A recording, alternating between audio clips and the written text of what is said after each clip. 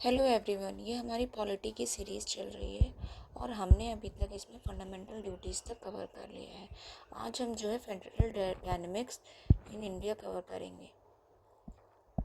ठीक है, federal dynamics in India. इसमें क्या कहा गया है, सेंट्रल स्टेट रिलेशंस के बारे में बात की गई है। The constitution of India being federal in structure divides all power legislative, executive and financial between the centre and the state. कहा गया कि जो हमारा कॉन्स्टिट्यूशन है वो बीइंग फेडरल इन स्ट्रक्चर, वो फेडरल होने के स्ट्रक्चर उसमें जो दिए गए हैं उसके अकॉर्डिंग जो है सारी पावर जो है वो लेजिस्लेटिव, एग्जीक्यूटिव और फाइनेंशियल तौर पर जो है बांटी गई हैं किसके बीच में, सेंट्रल और स्टेट के बीच में। However there is no division of judicial power. लेकिन यहाँ पर जो है हमारे फेडरल हमारे कॉन्स्टिट्यूशन में किसी भी प्रकार की जुडिशरी की जो पावर है उसका डिवीजन नहीं किया गया है। The constitution provide for integrated judiciary which educate on both central and state laws. और हमारे यहाँ पे जो है एक तरीके से इंटीग्रेटेड जुडिशरी का जो है कॉन्सेप्ट रखा गया है, जो कि सेंट्रल और स्टेट दोनों तरह के लॉ पर एजुडिकेट करते हैं। ठीक है, लेजिस्लेटिव रिलेशनशिप जो पार्ट 11 में दिए गए हैं, आर्टिकल 245 से 255 में क्या कहा गया है, टेरिटोरियल एक्सटेंट ऑफ लेजिस्लेशन की बात यहाँ पे कही गई है। टेरिटोरियल एक्सटेंट ऑफ लेजिस्लेशन की यहाँ पे बात कही गई है। इसमें क्या कहा गया है, parliament can make laws for entire और एनी पार्ट ऑफ इंडिया। जो पार्लियामेंट है वो जो है पूरी इंडिया के लिए या फिर इंडिया के टेरिटरी के अंदर किसी भी पार्ट के लिए, किसी भी जगह के लिए, मतलब किसी जो टेरिटरी है उस पूरी टेरिटरी के लिए, और उसके अंदर जो है अगर इंडिया की टेरिटरी में कवर है तो उसके मतलब किसी भी पार्ट के लिए भी लॉ बना सकती है। ठीक है, तो पार्लियामेंट के पास ये पावर है कि वो एंटायर और any part of the India के लिए जो है कोई भी लॉ बना सकती है। स्टेट लेजिस्लेचर के पास पावर है कि वो जो है अपने स्टेट के दायरे में रहकर जो है कोई लॉ वगैरह बना सकते हैं। फिर extra territorial legislation, only parliament can legislate for Indian citizens and their property abroad. और ये जो है कि भाई अगर कोई मैटर जो है सिटीजन्स को लेकर जो है अब्रॉड में प्रॉपर्टी जो है उनकी उससे रिलेटेड आता है, या भाई कोई ऐसा मैटर आता है तो उसमें फिर पार्लियामेंट के पास ही पावर है एक्स्ट्रा टेरिटोरियल लेजिस्लेशन को लेकर। फिर कॉन्स्टिट्यूशनल प्रोविज़न क्या दिए गए हैं, कॉन्स्टिट्यूशनल रिस्ट्रिक्शंस क्या लगाई गई हैं। देखो, the president can make regulations for peace, progress and good governance of Andaman and Nicobar, Lakshadweep, Dadra Nagar Haveli, Daman and Diu and Ladakh. ठीक है, तो इसमें कहा गया है कि जो प्रेसिडेंट है वो जो है रेगुलेशंस बना सकते हैं पीस को लेकर, मतलब पीस मेंटेन करने के लिए, प्रोग्रेस के लिए या फिर गुड गवर्नेंस के लिए। जो अंडमान एंड निकोबार है, ठीक है, लक्षद्वीप है, दादर एंड नगर हवेली है, दमन एंड दीव है और लद्दाख, ये जो है यूनियन टेरिटरीज़ हैं, इनको लेकर जो है प्रेसिडेंट चाहे तो क्या कहते वो मतलब इनसे रिलेटेड प्रेसिडेंट ही सारे रेगुलेशंस बनाएंगे। These regulations have the same effect as the act of parliament. और इन जो वो रेगुलेशंस बनाएंगे इन जगहों को लेकर, उनकी वही मान्यता होगी जो कि किसी एक्ट ऑफ पार्लियामेंट की होती है। फिर क्या कहा गया, गवर्नर जो है वो can direct that parliamentary act doesn't apply or applies with modification to schedule areas in the state. मतलब गवर्नर को ये पावर दी गई है कि वो डायरेक्ट कर सकता है, ठीक है, कि पार्लियामेंट्री जो एक्ट हैं वो जो है अप्लाई ना हो, या फिर अप्लाई हो तो कुछ मॉडिफिकेशन के साथ हो। कहाँ पे, शेड्यूल एरिया वाले जो मतलब शेड्यूल एरिया जो हैं इन द स्टेट, कुछ शेड्यूल एरिया होते हैं ना हर स्टेट में या फिर जिन भी स्टेट में हैं शेड्यूल ट्राइब्स को लेकर, तो वहाँ पर जो है उससे रिलेटेड जो पावर जो है वो गवर्नर को दी गई है। The governor of Assam and president have similar power over tribal areas in Meghalaya, Tripura and Mizoram. और जो गवर्नर ऑफ आसाम है और प्रेसिडेंट हैं, मतलब एक तो गवर्नर ऑफ आसाम और बाकी जो प्रेसिडेंट हैं हमारे यहाँ के देश के, उनके पास सिमिलर पावर हैं ट्राइबल एरिया को लेकर, मेघालय, त्रिपुरा और मिज़ोरम को से रिलेटेड। फिर क्या कहा गया है, जो डिस्ट्रीब्यूशन ऑफ लेजिस्लेटिव सब्जेक्ट के बारे में यहाँ पे बात की गई है कि जो यूनियन लिस्ट है उसमें जो है 98 सब्जेक्ट दिए गए हैं। पार्लियामेंट हैज़ एक्सक्लूसिव पावर, और पार्लियामेंट के पास एक्सक्लूसिव पावर है, मतलब वो पावर सिर्फ पार्लियामेंट के पास है और किसी के पास नहीं कि वो इन 98 सब्जेक्ट्स पे लॉ या एक्ट्स बना सकते हैं। फिर स्टेट लिस्ट है, उसमें जो है 59 सब्जेक्ट दिए गए हैं। State legislature have exclusive power under normal circumstances। मतलब जो स्टेट लिस्ट है उसमें जो है 59 सब्जेक्ट दिए गए हैं और स्टेट लेजिस्लेचर के पास जो है एक्सक्लूसिव पावर है अंडर नॉर्मल सर्कमस्टेंसेस। देखो यहाँ पे नॉर्मल सर्कमस्टेंसेस दिए गए हैं, मतलब देखो जो 59 सब्जेक्ट हैं उन पर पावर तो सिर्फ स्टेट लेजिस्लेचर की ही है, जैसे यहाँ पे 98 सब्जेक्ट में पार्लियामेंट की पावर है कि उसके अलावा वो उन सब्जेक्ट्स पे कोई और जो है लॉ नहीं बना सकता। लेकिन यहाँ पे नॉर्मल जो सर्कमस्टेंसेस की बात कही गई है, कुछ सब्जेक्ट्स ऐसे हैं या फिर जो 59 सब्जेक्ट जो स्टेट लिस्ट में दिए गए हैं उन पर जो है पार्लियामेंट भी चाहे तो वो जो है सब्जेक्ट पे जो है क्या कहते हैं वो मतलब लॉज और एक्ट्स वगैरह बना सकता है, अगर उसे लगता है कि ऐसी कोई ज़रूरत आन पड़ी, कोई अनफोर्सीन कंडीशन आ गई हो या कुछ ऐसा हो, तो वही उस केसेस में होता है। लेकिन ये बहुत मतलब नॉर्मली नहीं कर सकते हैं, जब कुछ अलग कंडीशन हो, कुछ एक्स्ट्रा ऑर्डिनरी हो, तभी ऐसा कुछ किया जा सकता है। फिर कॉन्करेंट लिस्ट में जो है 52 सब्जेक्ट्स दिए गए हैं और इसमें जो है पार्लियामेंट और स्टेट लेजिस्लेचर दोनों के पास पावर दी गई है, ये दोनों लेजिस्लेट कर सकते हैं, लॉ बना सकते हैं। फिर जो रेजिडूरी पावर की बात की गई है उसमें क्या कहा गया है कि parliament hold the authority including taxation. अब रेजिडूरी जो पावर है उसका क्या मतलब है कि भाई देखो कुछ सब्जेक्ट इसमें रखे गए जैसे 98, फिर 59 और फिर जो है 52 सब्जेक्ट इसमें रखे गए, लेकिन भाई देश है, ऐसा हो सकता है कि कोई बात इनसे छूट गई हो, कुछ सब्जेक्ट्स इसमें जो नहीं आ पाए हों और समय के साथ ऐसा कोई मैटर जो है उभरता है, तो उसके लिए फिर पावर जो है पार्लियामेंट को दी गई है और उसके पास अथॉरिटी है इंक्लूडिंग टैक्सेशन को लेके कि वो जो है उससे रिलेटेड मैटर को सॉल्व करें। फिर यहाँ पे दिया गया है कि पार्ट 11 और 12 में इंडियन कॉन्स्टिट्यूशन के काफ़ी सारे जो है सेंट्रल स्टेट रिलेशंस के बारे में जो है बात की गई है। जैसे देखो इफेक्ट ऑफ इमरजेंसी को यहाँ पे सबसे पहले है कि लेजिस्लेटिव रिलेशन क्या होते हैं, फिर एडमिनिस्ट्रेटिव रिलेशन क्या होते हैं, फाइनेंशियल रिलेशन से रिलेटेड जो है इन दोनों के बीच में रिलेशंस कैसे हैं। फिर ठीक है फाइनेंशियल में आ जाता है इमरजेंसी, जो फाइनेंशियल रिलेशनशिप जो है वो इमरजेंसी के दौरान उस पर क्या इफ़ेक्ट होता है, granting aid to the state किस प्रकार दी जाती हैं, डिस्ट्रीब्यूशन ऑफ टैक्स रेवेन्यू किस प्रकार किया जाता है और एलोकेशन ऑफ टैक्स पावर किस तरीके से किया जाता है। फिर एडमिनिस्ट्रेटिव में क्या कहा गया है कि इनके रिलेशंस इमरजेंसी के दौरान कैसे बदल जाते हैं। इंटीग्रेटेड जुडिशरी सिस्टम वाला जो कॉन्सेप्ट है रखा गया है। ऑल इंडिया जो सर्विसेज हैं वो भी एडमिनिस्ट्रेटिव रिलेशनशिप को दर्शाती हैं। कोऑपरेशन होना चाहिए between centre and state, centre direction to the state जो है उसे मानना चाहिए। फिर लेजिस्लेटिव रिलेशन में क्या होता है, central control over the state legislature, parliamentary legislation in the field state field, फिर distribution of legislative subject, territorial extent of central and state legislation. तो ये कुछ मतलब कि एक तरीके से टॉपिक्स हैं जिनके बेसिस पे फाइनेंशियल, एडमिनिस्ट्रेटिव और लेजिस्लेटिव रिलेशनशिप को डिवाइड किया जाता है या इन पर निर्भर करते हैं ये वाले रिलेशन। तो सबसे पहले आता है स्पेशल प्रोविजंस क्या है। Parliament can legislate state list matter for union territories. जो पार्लियामेंट है वो स्टेट लिस्ट मैटर पे जो है लेजिस्लेट कर सकती है जब बात आएगी यूनियन टेरिटरीज की। 101st अमेंडमेंट एक्ट लाया गया था 2016 में, governs goods and tax services GST।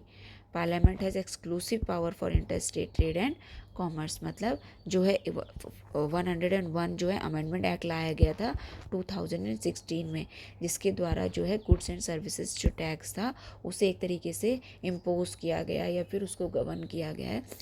और पार्लियामेंट के पास पूरी एक्सक्लूसिव पावर है इंटर स्टेट ट्रेड और कॉमर्स को लेके, जो मतलब दो स्टेट्स के बीच में जो कोई ट्रेड होगा और कोई कॉमर्स से रिलेटेड कोई मैटर होगा तो उससे रिलेटेड जो भी डिसीजन लेना है वो पार्लियामेंट के हाथ में एक्सक्लूसिव पावर है, मतलब सिर्फ उसी के हाथ में है और किसी के पास नहीं है।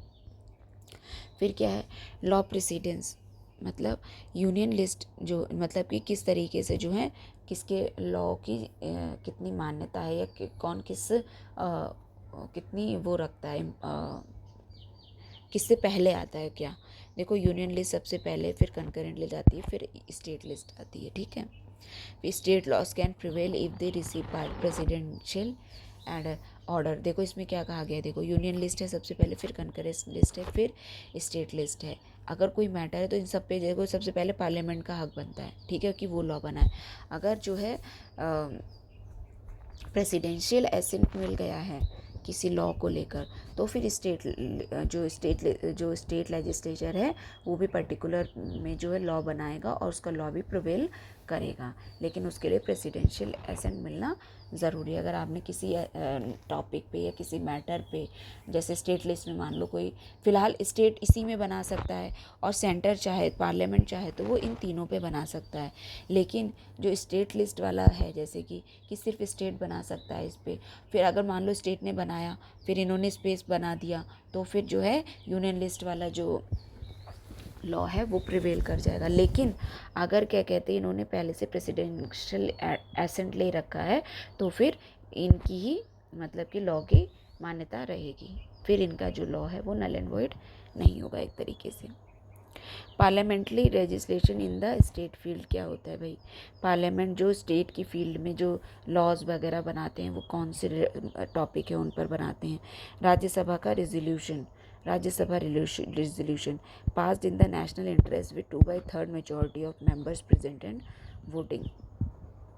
क्या करते हैं कि भाई जब राज्यसभा का कोई में रिजोल्यूशन लेकर आना होता है तो क्या होता है, नेशनल इंटरेस्ट में ये लोग क्या करते हैं वहाँ पे 2/3 मेजॉरिटी से of the member present and voting करते हैं।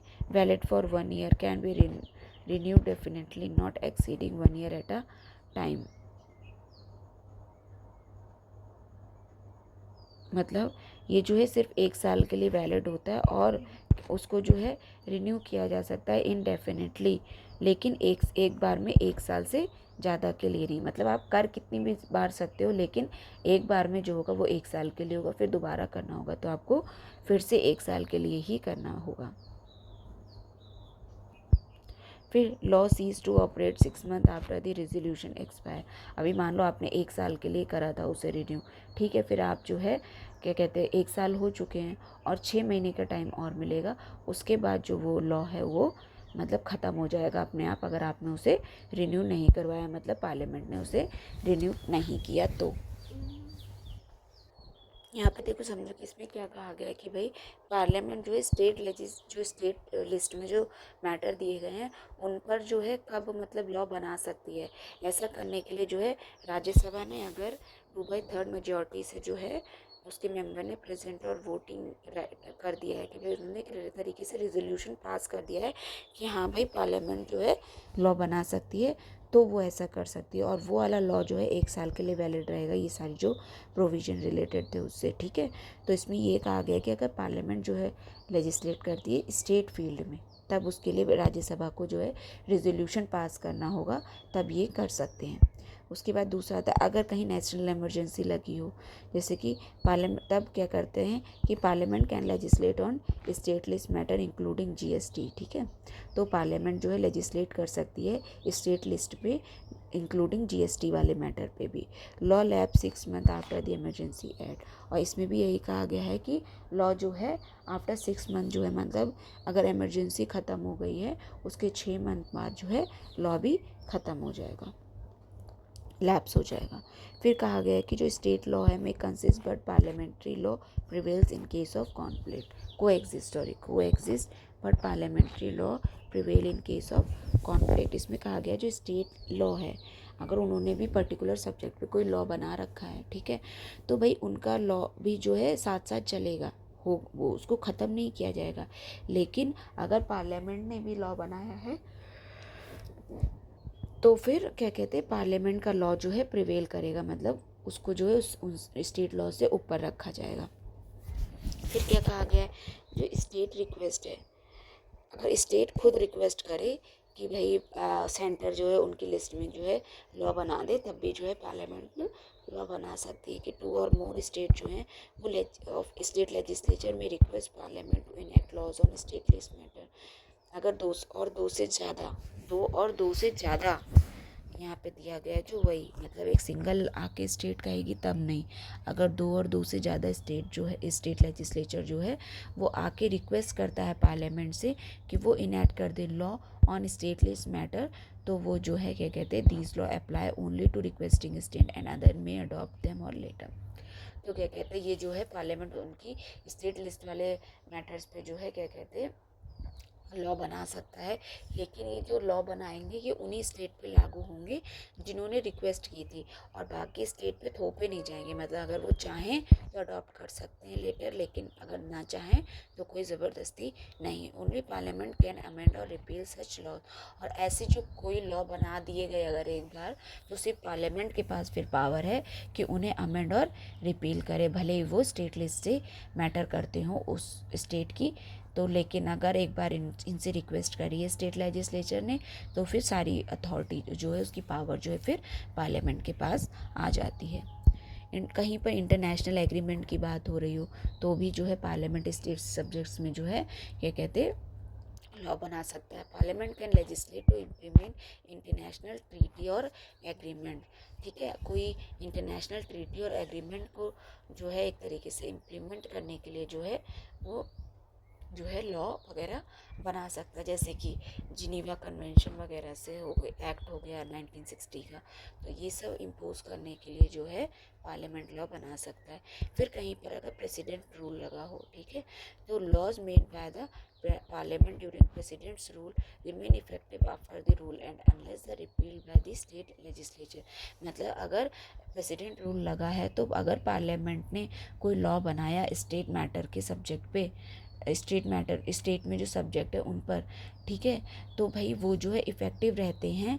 अगर जो प्रेसिडेंट रूल है वो ख़त्म हो जाता है तब भी वो लॉ अपने आप ख़त्म नहीं होते जब तक कि उन्हें खुद रिपील ना किया जाए स्टेट लेजिस्लेचर द्वारा। ठीक है, फिर centrals control over state legislature को लेकर क्या प्रोविज़न दिए गए हैं भाई।